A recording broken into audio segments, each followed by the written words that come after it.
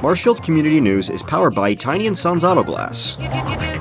J.B. Harris, an author from Hingham, just released her debut novel named The Immigrant's Wife. The Immigrant's Wife is set in 1913 Boston, and it's the story of Anna, a middle-class young woman, 19, who falls in love with a 23-year-old Greek immigrant. And then he disappeared, and she had no idea why.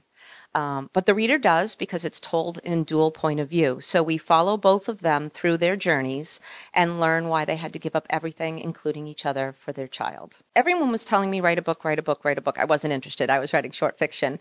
But I was sitting with my grandmother one day, and she was talking about how when she was young in grammar school, she remembered a man sitting on a bench watching her swing.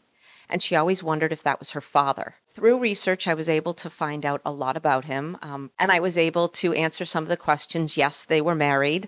Yes, they did get divorced, but I learned a lot that nobody would have talked about back then. And once I had done that and given that to the family, I decided to totally fictionalize it. So I kept all the names the same, but the story is completely fictional. But one of the things that I've found in the book groups that I really like people talking about, and it was not a theme I intended, despite the name that The Immigrant's Wife, was people talk a lot about the immigration. It allows the conversation of that very still relevant and important topic without the hot buttons of talking about the issues that are happening today. It is available wherever books are sold, and I just really appreciate the grassroots of people reading the book and recommending the book and reviewing the book and just sharing it. And the same would go for any other local author. I'm sure they would appreciate it as well.